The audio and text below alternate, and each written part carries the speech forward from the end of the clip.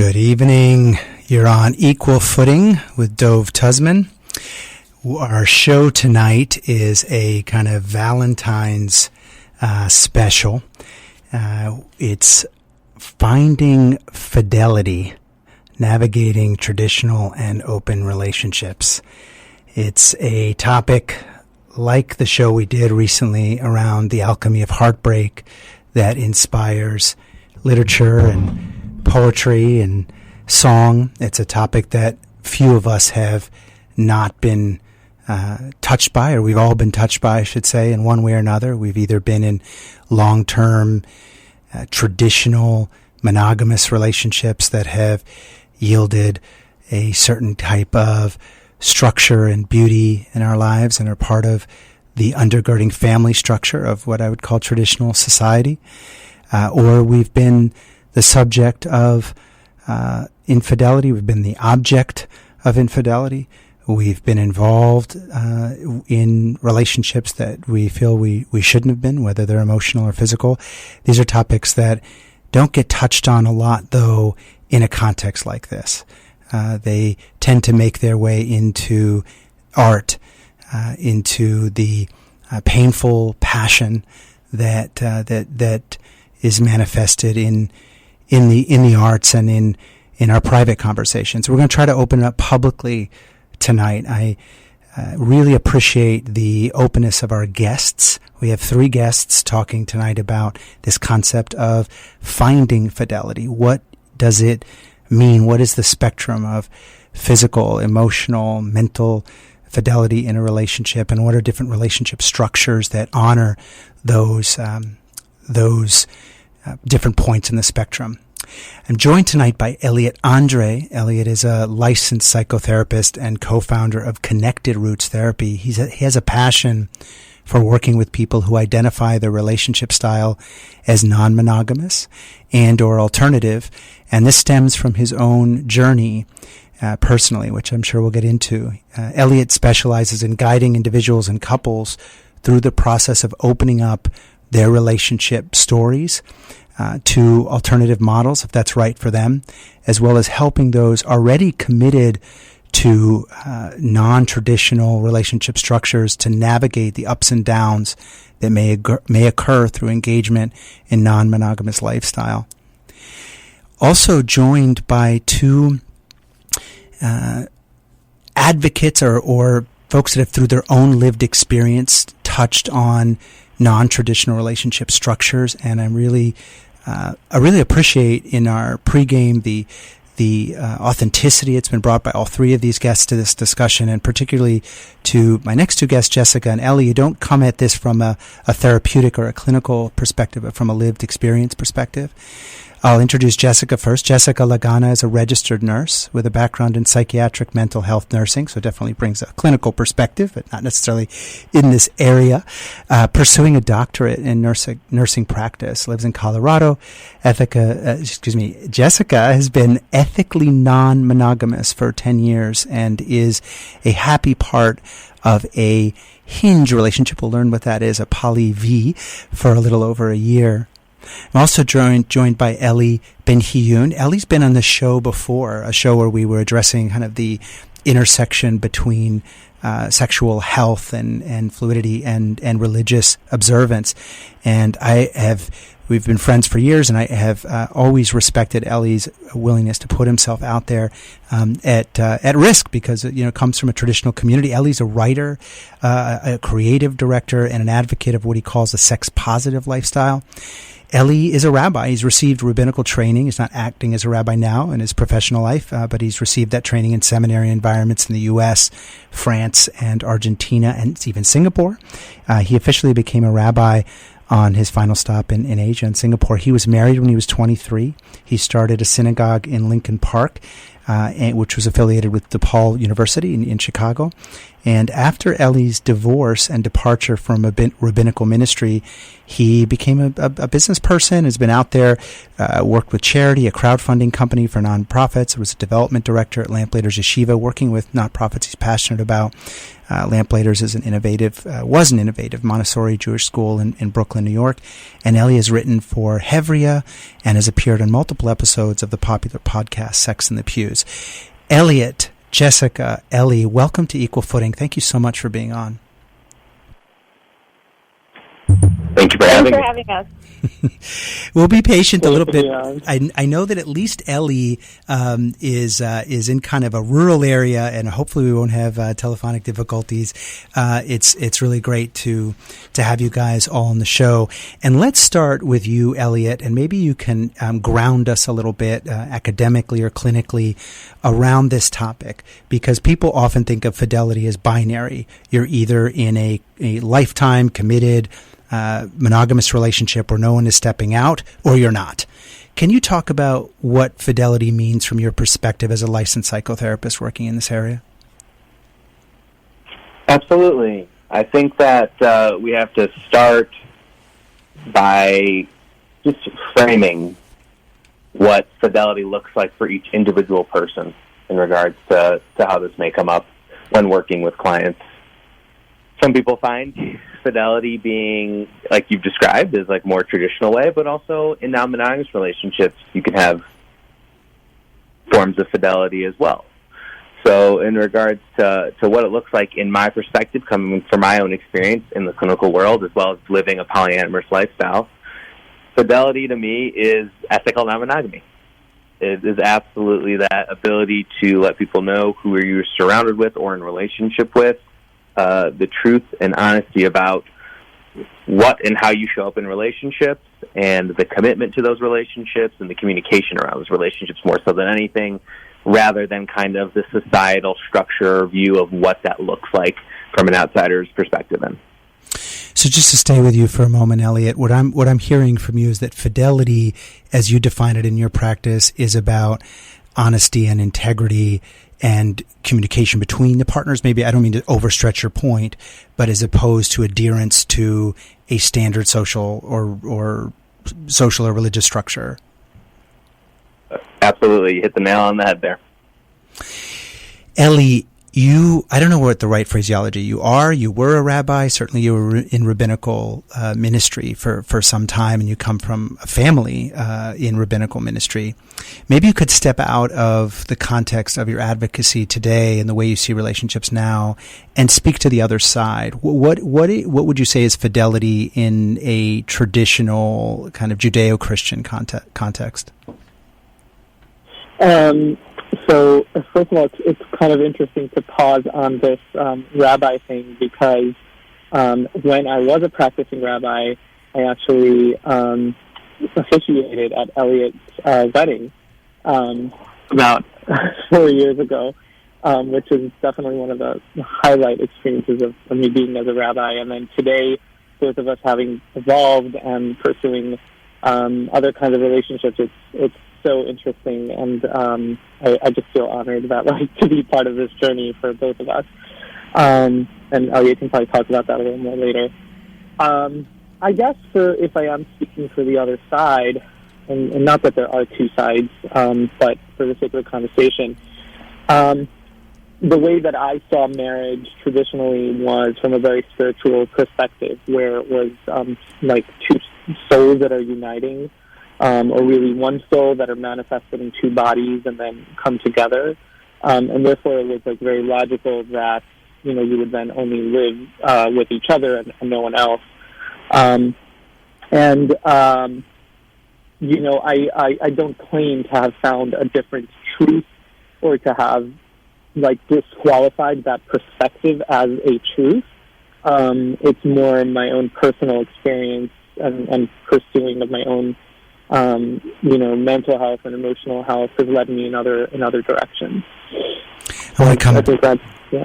Mm-hmm. Yeah, thank you for that and for your honesty. I want to come back to the context of traditional structures, and particularly the kind of Judeo-Christian idea of love and marriage. But Jessica, before we do that, I'd love to hear your perspective on what fidelity means to you, given the lifestyle that you've chosen in ethical non-monogamy. Yeah, absolutely. I think that fidelity has a lot to do with trust and how you build and maintain that trust. And what Elliot kind of started talking about, that you can have fidelity even if you have non-monogamy. You have expectations of your partner that you want them to meet, and for most people, one of those expectations is monogamy. And that's a fine expectation if you have two people that are agreeing with that. But for, there's a lot of other aspects of partnership that people can also step out on. Like, you can have financial infidelity if your partner goes and gambles away your life savings. Mm-hmm. Yeah, I think that one of the things that doesn't get discussed as much in this area are all the different forms of fidelity and infidelity. I've mentioned this before in a previous show, ironically, on politics, but one of the most formative moments for me, probably intellectually, and it touched on both the political world and the emotional world, was watching a reporter, I must have been, 8 years old or something, ask then President Jimmy Carter a question as he was on the tarmac and he was in the campaign against Ronald Reagan for president in 1980. And the reporter was asking him about his whether he'd been faithful to his wife. And actually, fidelity, like if you look at the etymology of fidelity, comes from the Latin root of fidelis, which just means to be faithful, to be a faithful copy of something. So in this sense, I guess, faithful to the institution of marriage. And the reporter asked him if he had been faithful to his wife. And it had been it was the first time that a reporter, I learned later, had ever asked a president in a public context on TV or on the radio about their personal life in that way, even though many presidents before it was well documented or well understood in the press corps they were not faithful. And the reporter asked President Carter this, and he took the question and he said, "No, I have not been faithful. And I've not been faithful throughout my entire marriage." And the reporter's jaw dropped. Thought he had this enormous scoop, and then he clarified and said, "I have thought of other women. I have looked at other women throughout my marriage." And Jimmy Carter was a fundamentalist Christian. And I thought that was fascinating. It was fascinating for other reasons, which we addressed in another show, but. That's a whole different level of fidelity, and this idea that it's just physical is, for any person listening that's ever been in a relationship knows it's more complex than that. Elliot, is there a paradigm academically to look at fidelity? Is there any expert out there that said, here are the dimensions, here are the 5 matrices of fidelity, defined as whatever, physical, emotional, fantastical, whatever? Not that I know of and or care to look into, because like what you're describing, to me, looking at another woman or thinking about another woman, like, that's just to the extreme for me. And I don't want to bring judgment into this conversation at all, but in regards to what that looks like, is we're human. It's only possible that we're going to have these types of experiences. It's not possible that we can live a whole life of however, we live until we live until we die, that we're not thinking about somebody else, fantasizing about something, to the point, even if we are married, super religious, born again, whatever, I don't care. It's not physically possible. So, yes, I am sure there's academia out there that has discussed what the 5 pillars or whatever of fidelity are. Again, that's not something that I would preach in my practice and or would live by my life in general. So, in regards to what that looks like, Fair enough. Join our conversation here with Elliot Andre, who's a psychotherapist and a specialist in alternative relationship models, and Jessica Lagana and Ellie Ben-Hiyun, who are both advocates around sex-positive lifestyle, and in particular being open about different ethical structures in relationships. This is a raw topic. I really hope that we're going to get participation on the air. You can call in 718-303-9090. That's 718-303-9090. I know this is a sensitive topic. Wherever you sit on it, you don't have to identify yourself by name or by location when you call in.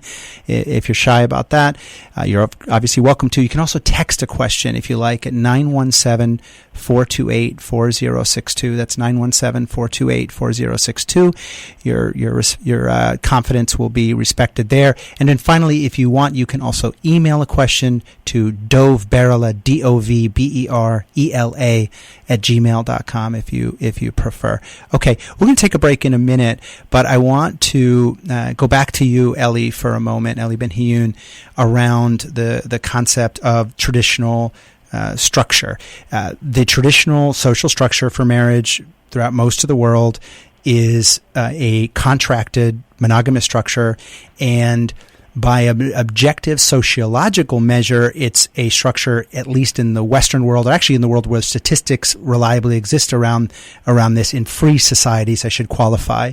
It's in the West around a 58% failure rate over the last decade for marriages, meaning almost 60% of marriages in the Western world end up in divorce, and then in other social structures, that number is anywhere between that level all the way down to 25% in more quote-unquote traditional societies. In the West, at least, that would tell us that it is a failed structure, something that's failing more than 50% of the time. There's probably an alternative structure that we should consider. So, Ellie, before we go to the break, is there an alternative kind of standard that you would posit that around relationships for all to follow, as opposed to it being just an individual thing, couple by couple? Again, I mean, I can't speak to like an alternative truth that works for everyone, and I think maybe that kind of premise is what leads us to so many quote unquote failed relationships. Also, I would consider that maybe, by the standard of marriage, those relationships have failed, but maybe in the standard of personal growth, those are actually successes. I can speak for myself. My divorce process was a very healthy and positive experience for me. And so my divorce was actually a success in my life. Not, obviously there's pain and cost that comes with it, but in terms of my own personal well-being, it improves it. So I would say that, starting with one's own, looking internally and trying to find a path forward for one's own wellness is, really the beginning of finding an alternative. All right. Well, we're going to come back in a few moments. We have Elliot Andre, Jessica Lagana, Ellie Ben-Hiyun talking about Finding Fidelity. It's a special Valentine's show of Equal Footing, navigating traditional and open relationships. We'll be right back.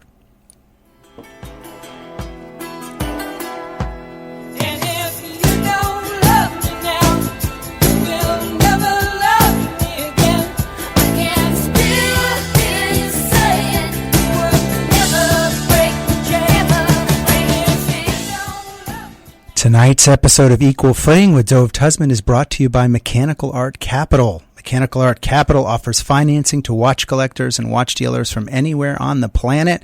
Unlock the cash value of your watch collection or inventory through Mechanical Art Capital's guaranteed buyback contracts, asset-based financing that's easy. For more information, call 833-209-0972. Again, 833-209-0972. Operators are standing by. You can also go to the website. It's very easy to use, www.mechanicalart.capital.com.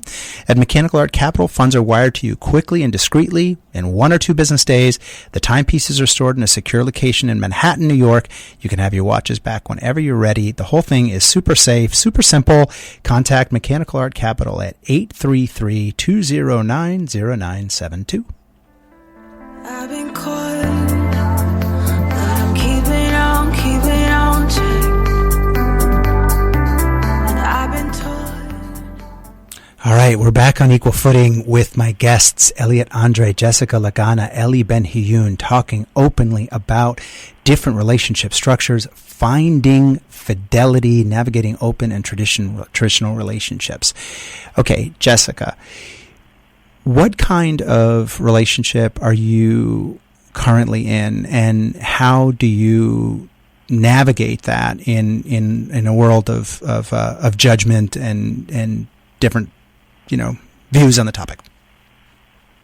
So I would say that I have several relationships, but I have a primary relationship, and that is a polyamorous V would be the term, in which there's one person that has two primary partners. So one person is managing two primary relationships, and then those other two people may or may not have additional partners outside of that primary V. So I have other relationships with people that I'm very, very close with. But the difference between a primary and what I would call a secondary relationship for me are all of these very practical agreements that you make. So when you were talking about marriage before the break, I think that society has really lost sight of the fact that marriage is really a business agreement between two people to share financial resources, to share a home, to share the responsibility of taking care of loved ones. So all of those practical agreements are the things that make a primary relationship. And a lot of people include monogamy in that, but I do not. Talk to us, Jessica, about what infidelity looks like in the context of your relationship. No, I'm not saying you've had that. I'm just saying, how would you define infidelity in your relationship structure? Absolutely. Yeah, I definitely believe that infidelity can happen even without monogamy, because when you have a relationship with somebody, especially a primary relationship where you've put some of your eggs in their basket, so to speak, you I'm sorry, I lost my train of thought. No, that's okay. I was asking about, how would you define infidelity in the context of your polyamorous V structure? Yeah. So when you're in a relationship, you make agreements with each other as far as what you feel comfortable with. A lot of people would call those boundaries. And those are things that evolve over time. But we want to always be acting in the best interest of our partners. And if we're in a situation where we can no longer do that, then we need to end the partnership. So things like not communicating clearly about additional relationships for me would be infidelity, or doing something financially irresponsible would be infidelity in my mind. Elliot, let's talk about... Sorry, Jessica, I didn't mean to interrupt. Were you done your point? I would be losing faith in my partner if those things occurred. Okay, so let's seize in on the second to last point that you made about not being truthful about other relationships. Elliot, one of the most common stories that you hear, and it makes its way through the psychotherapeutic and academic literature on this topic, which has exploded over the last 10 or 15 years with books like More Than Two and The Ethical Slut and others that address different relationship structures, is the concept of emotional infidelity and the issue of communication. And I want to kind of put a hypothetical to you, Elliot. When you're working with couples, is it okay in a monogamous traditional structure, let's say, or I'm not asking you to make a judgment, let me put it a different way. You have a couple that's in a traditional monogamous structure to their relationship, and there's no physical stepping out, and that's the primary agreement, but there is an emotional relationship or a friendship relationship or a place of succor, a place of safety that's with someone of the opposite sex. Is there space in that traditional structure for that type of stepping out can that be navigated easily, or do you see couples navigate that and stay in a traditional structure where there isn't physical polyamory? Again, it's case by case. Depends on the couple, depends on the people, and what they've agreed upon, said terms. Have I worked with clients who are in a traditional couple kind of situation or not, or a monogamous relationship that, have these other outlets or people that they can connect with outside of their traditional relationship? Yes. Are those talked about? Are things communicated about? Absolutely. When things start to fall through the cracks in the sense of communication, then yes, jealousy occurs. And jealousy occurs no matter what, non-monogamous or monogamous relationships. Right. But that's kind of the biggest kind of, I think, thorn in a lot of people's sides is like how to cope with that even being a possibility. I mean, before I was non-monogamous, I was monogamous. Am I traditionally a jealous person? Not really, depending, right? The situation.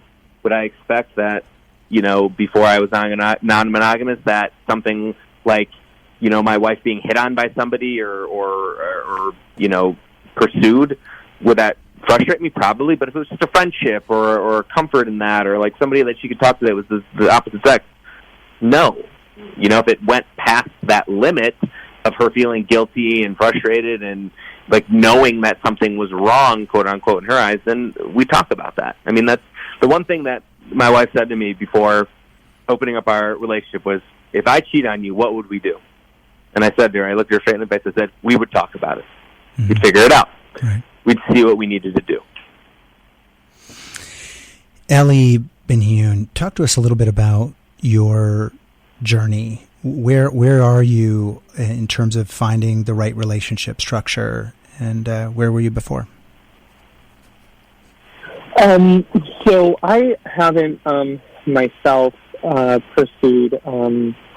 But I'm sorry. Let me rephrase that. I haven't myself been in a non-monogamous relationship. The only really committed relationship that I've been in was monogamous marriage.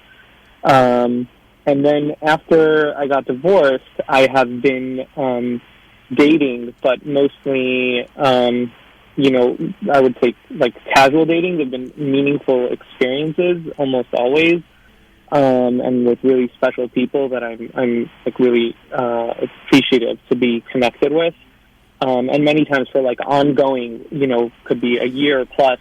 But we don't have a traditional relationship in the sense where like we're in touch. About regular mundane stuff. So it's more of a sexual relationship.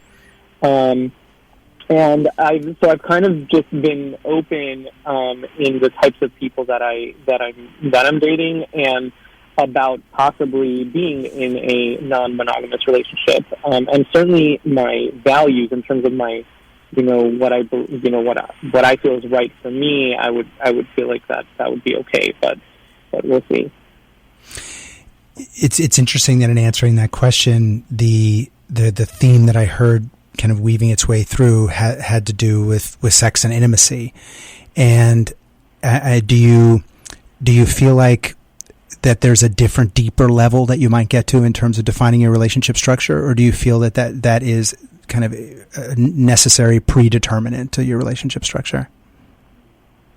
I mean, for now, those relationships have not gone deeper than that.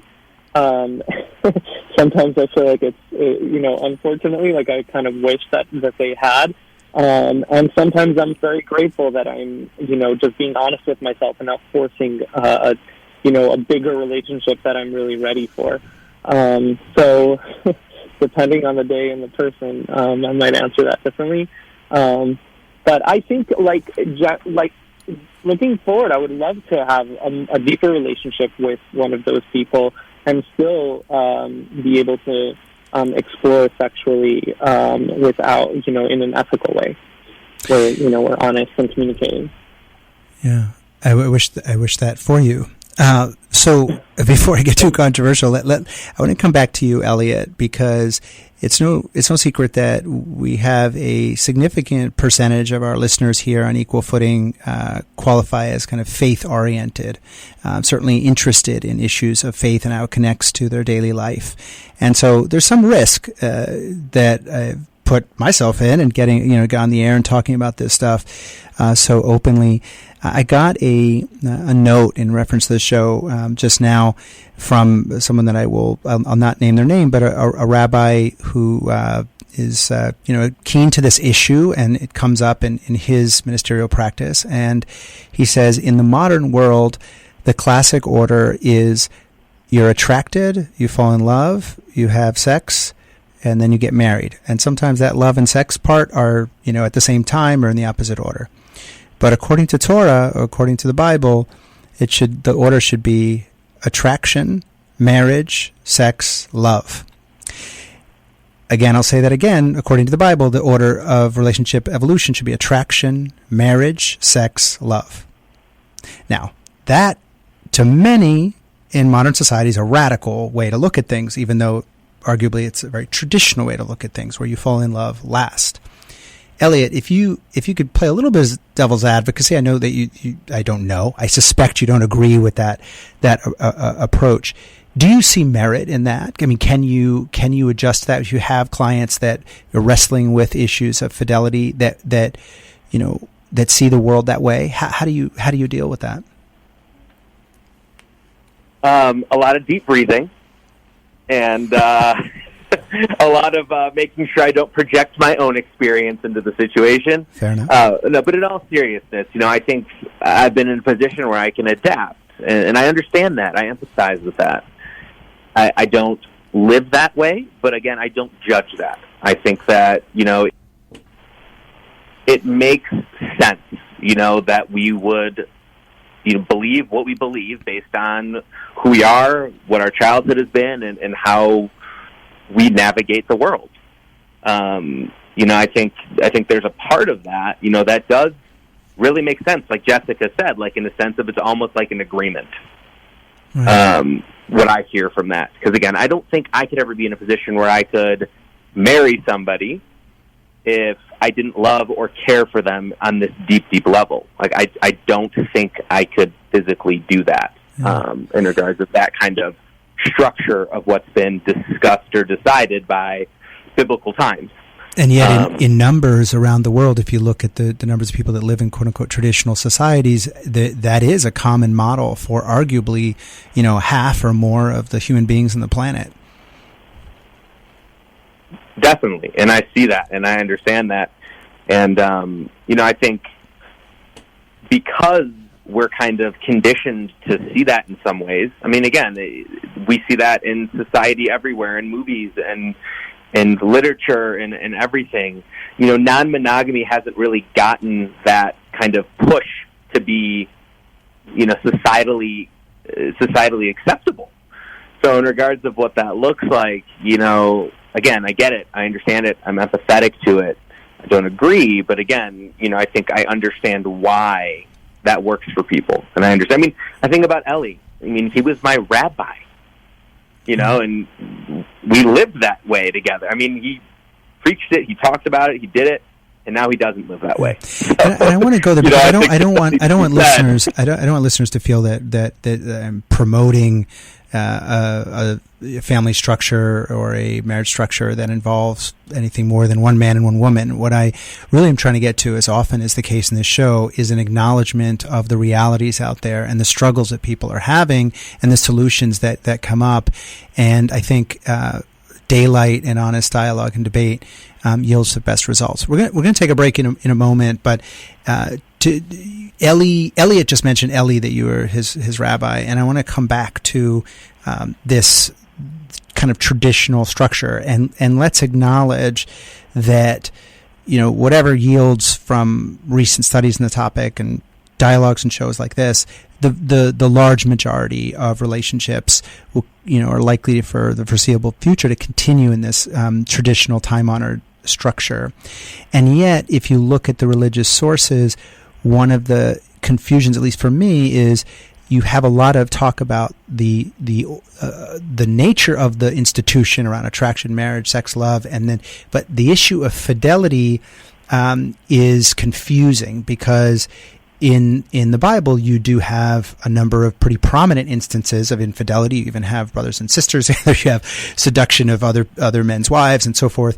And it's unclear, at least to an unsophisticated reader like myself, exactly what the guidance is on what should happen in a relationship when there is classically defined infidelity.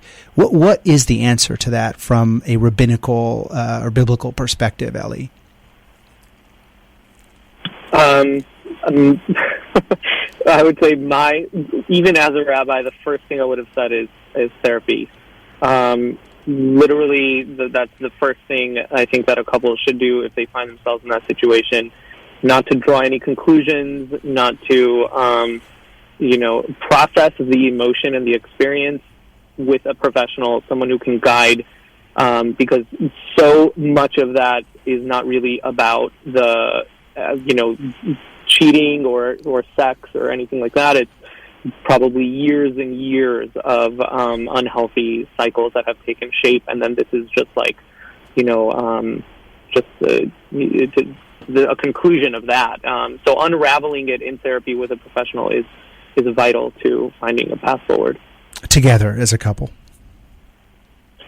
Correct, if that's the right decision for them. Yeah. All right. Well, we have a caller on hold, and we have a few text questions that have come in, which we're about to take. I'm also hearing that we have some upset listeners. I'm hearing from our producer, and I need to tread carefully. I would love for those upset listeners to call in and tell me why they're upset, because I think part of the issue is we don't talk about this stuff as openly as we should, and therefore there's a lot of secret lives going on, a lot of double lives, and it's, I think, ultimately healthy to talk about, even if it hurts. So we'll be right back to participate in the discussion again, 718-303-9090.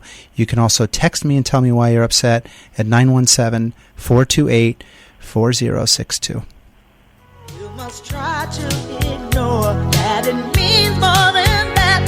Oh, what's love got to do with it? What's love but a second-hand emotion? Equal Footing with Dove Tusman is sponsored by MDCS Dermatology, your experts in skincare. With 2 Manhattan locations and 4 offices in Long Island, including Plainview and Commack, the dermatologists and skincare surgeons at MDCS are proud to be affiliated with the Albert Einstein College of Medicine and New York Presbyterian Hospital. So schedule your next skin exam in one of MDCS's convenient New York area locations. To make an appointment, go to www.mdcs.live or call 212-661-DERM. That's 212-661-3376. You could even schedule a virtual video visit with MDCS's board-certified dermatologists from the comfort and safety of your own home. So go to www.mdcs.live or call 212-661-3376. And don't forget to mention Equal Footing for 15% off all cosmetic procedures. I've been caught, but I'm keeping on to. All right, you're back on Equal Footing. I'm Dove Tusman. I'm on with Elliot Andre, Jessica Lagana, Ellie Ben-Hiyun, folks that bring a lot of interesting perspectives to the definition of fidelity and infidelity and navigating different types of relationship structures. I know this is a controversial and difficult show. For those that have been calling in, I just want to apologize. Our board is full at the moment, so if you're getting a busy signal, please call back. We're going to take a caller here from on line 3. Hi, welcome to Equal Footing. Yeah, I do not like this program. Your hashkafas are wrong, Dove. They're wrong. You should go back to yeshiva and you should get the right hashkafas, because whatever you're talking about is shtutzim from the movies. That's all it is. Shtutzim from the movies, and you don't belong on this program. I feel very bad. I love the Zev Brenner programming. I love that Thursday night lineup. But you just ruined my whole night with this. My husband was in the room, and he says, "Oh, my gosh, listen what he's talking about. Is this for real? This is what... I've been been listening to CBS and other stations all day. I don't hear this anywhere. What are you trying to achieve by such a discussion? That panel that you have, are they all Jewish? I'm not sure. I think at least a couple are. I really appreciate you calling in and expressing to me your upset, and I want to ask. You're on the wrong program for such a discussion. What upsets you so much about the discussion? It's against God's will. It's against our Torah. You said something. The Torah believes like this, and then that gentleman said, well, but in the movies, they do it this way. We don't live in the world of movies, mister. We live in a very nice Torah world. Let me ask you this. People get attracted to one another, like you said, and then they get married, and as the years go on, their love grows stronger and stronger. And that gentleman who said he can't believe he couldn't think of himself getting married to someone who he wasn't deeply in love.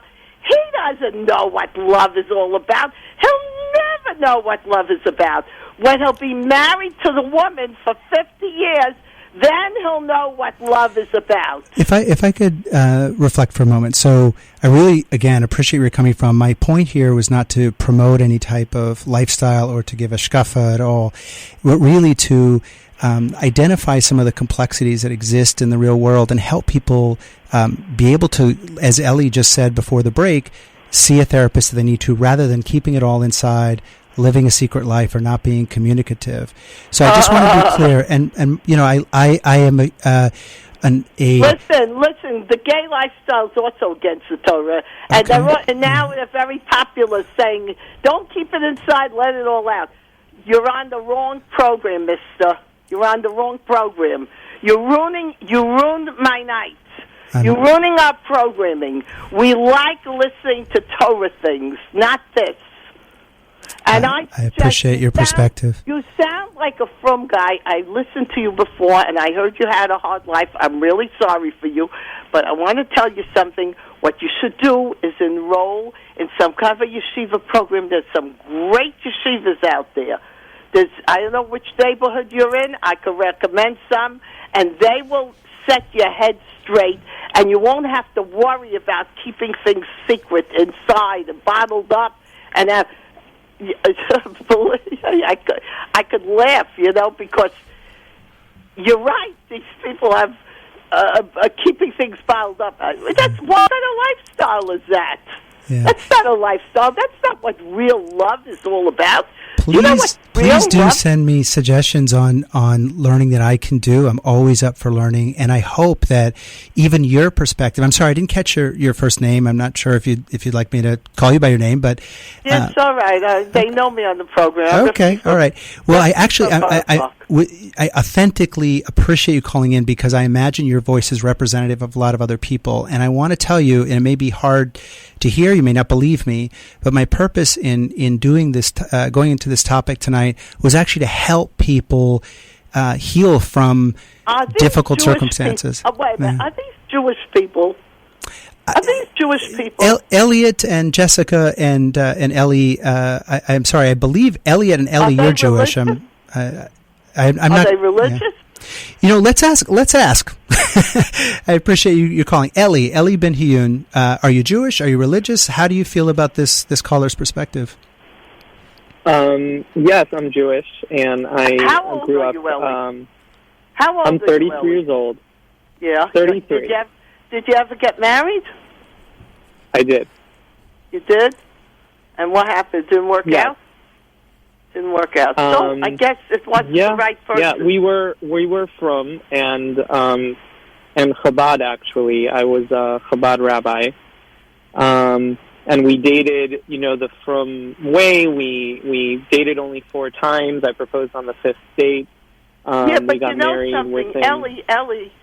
Mm-hmm. That's why Hashem made divorce, because Hashem knows that every person is an individual, and sometimes two people get together and it doesn't work out.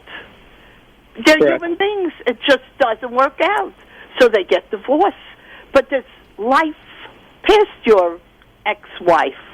There are other young ladies, nice ones. I wish you that you should meet somebody really nice and do it the Thank you. traditional way and be very happy. Thank you. Thank you so much. I really appreciate you calling in. I want to make sure we get to other callers. Your opinion is registered and heard. Again, the intent is not to offend. The intent is to help for healing. I think the fact that this struck such a chord is telling, and I think it's an issue that a lot of people, particularly younger people that are exposed to different paradigms, are facing. And the point of the show is for us to try to help kind of navigate the observant lifestyle. If that's what the choice that you've made in life, to be in an observant path, that's a choice that I've made. But that doesn't mean that I'm not able to discuss these things. I'm not in an open relationship. I've certainly dealt with infidelity issues in my life on both sides of the coin. I'm not going to sit here and claim holier than thou on anything, much less this. But I think to hear from others in their perspective is always valuable. And I do question to the caller that called in from Borough Park, and I appreciate the call, that if you can't hear something, if you can't even listen to something, and of course, you're making a choice to turn on the radio, you're making a choice to listen to the program, you don't have to listen to my program. But if you can't hear something and rationally discuss, and I appreciate there was some of that there with you, Ellie, I think that's a problem. I think it's important to be able to interact with the world, not to be completely in our own, bubble, and to be able to address difficult topics, and especially as religious people. And I'm not qualifying myself in any particular place in the spectrum, but I see myself as someone who is very faith oriented. I think it's especially important as religious people to be open enough to hear others' challenges, others' pains, and others' choices. Okay, we're going to take a caller in line 2 in a moment, but for those who are calling in, where it's ringing busy, we do have an open line now. But I want to ask a question. We're going to run out of time. I may make the executive decision to take out our last ad break so we can cover a couple things. There's a question for you, Jessica. I came in by text. As a single woman dating in 2021 with the swipe right culture, have we made a shift where it's harder to get commitment? Is that part of these choices that are being made?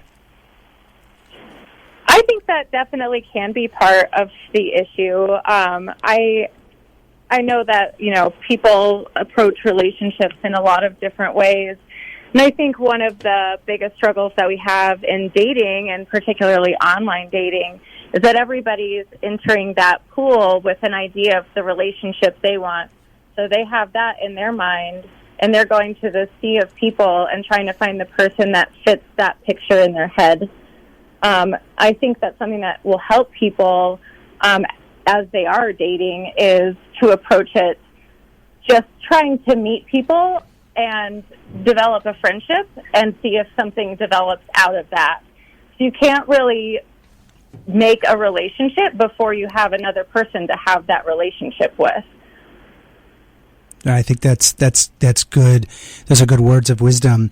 I'm going to riff on another text question. I'm sorry for the caller on line 2. Just a moment more of patience, and I think this is going to upset our caller who just called in, and maybe many others when I asked this question, but I want to caveat, there's a question coming in from the outside.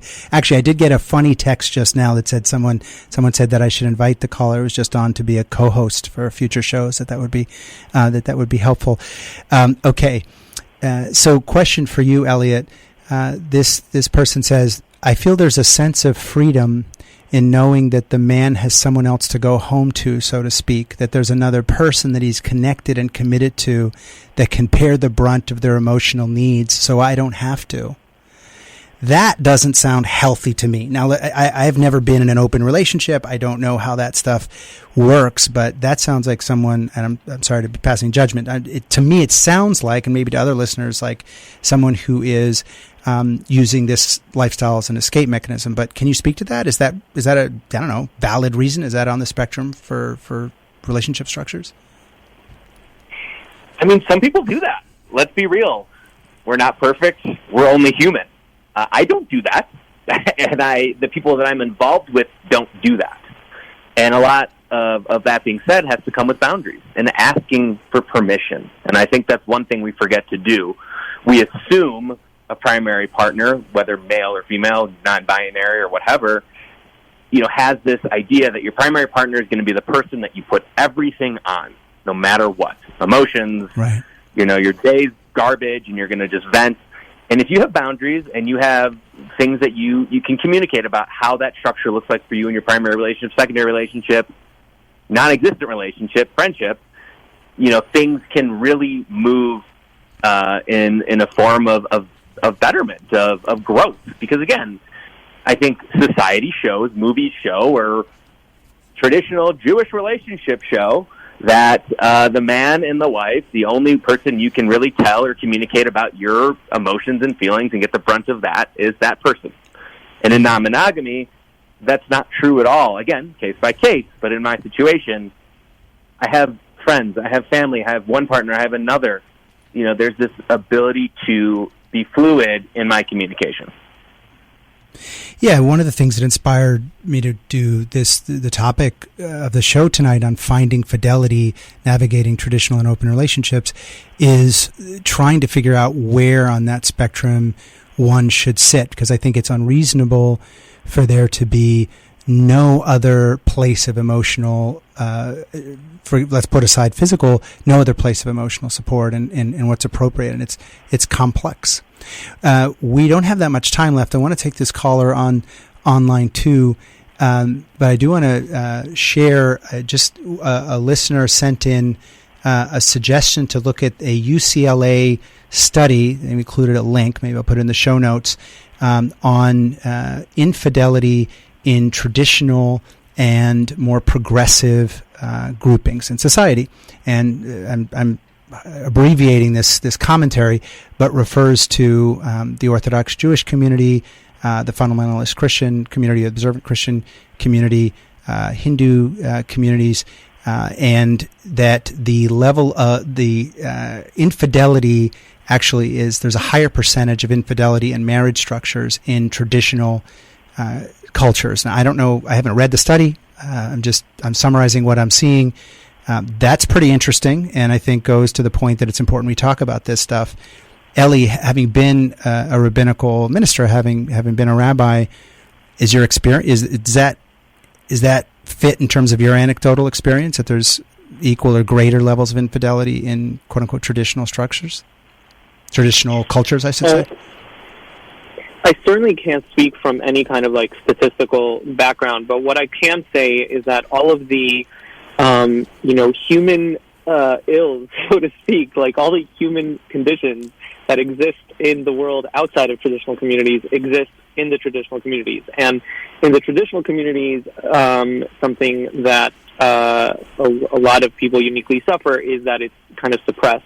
And maybe, therefore, it can, run rampant and unnoticed. So, for example, addiction is now becoming less and less taboo, thankfully, in religious communities. But if someone in a relationship is suffering from addiction, let's say it's sex addiction, and they're spending a ton of money and time, and it really destroys the family, the person, and the family's structure.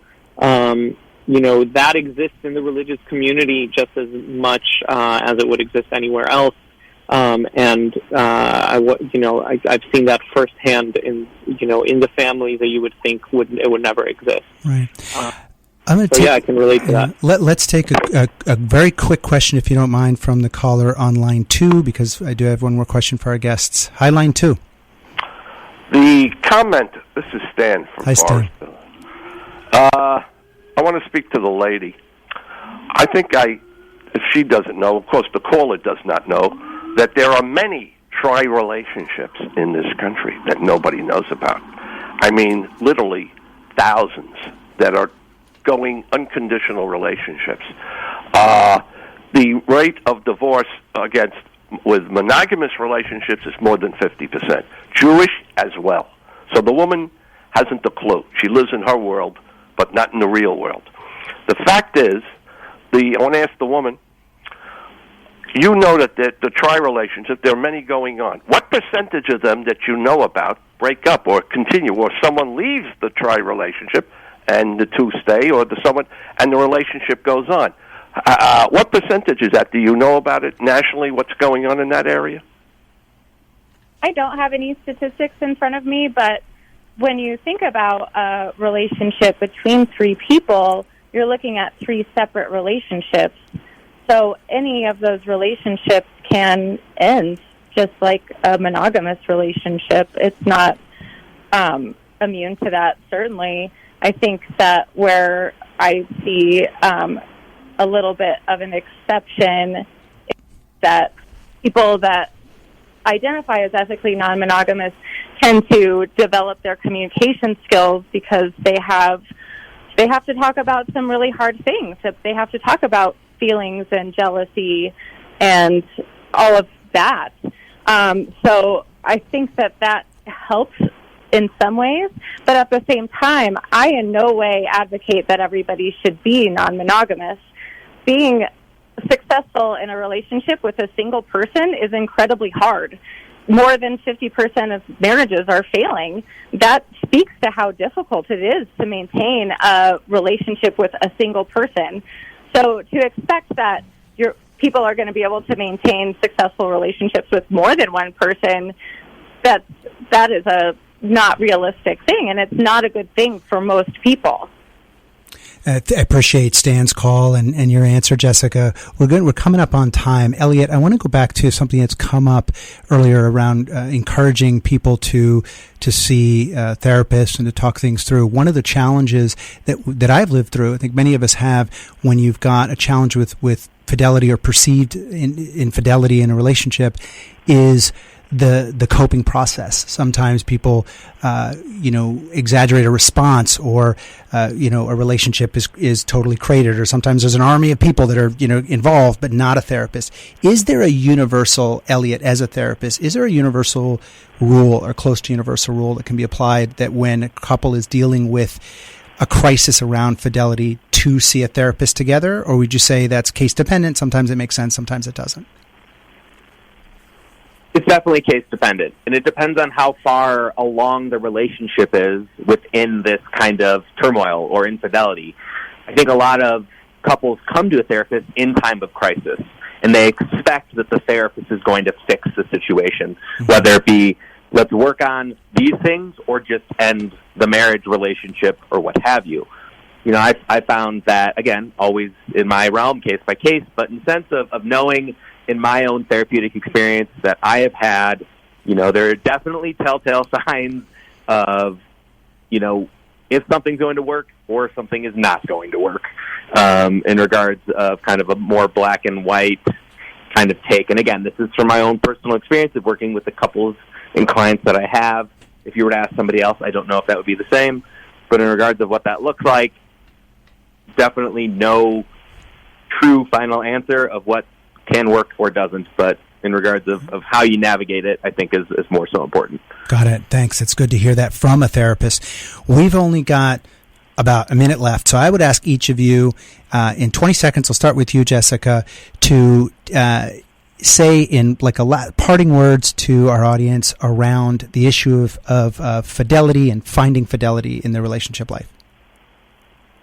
I think the most important thing regarding fidelity is just stating your expectations for the other person that you're in a relationship with, so that you are able to maintain trust based on actual knowledge of what the other person wants and expects from you. Wonderful. Ellie, the rabbi, give it to us in now 10, 20 seconds. Be honest with yourself. Be faithful to yourself, and then you will be able to be faithful with others.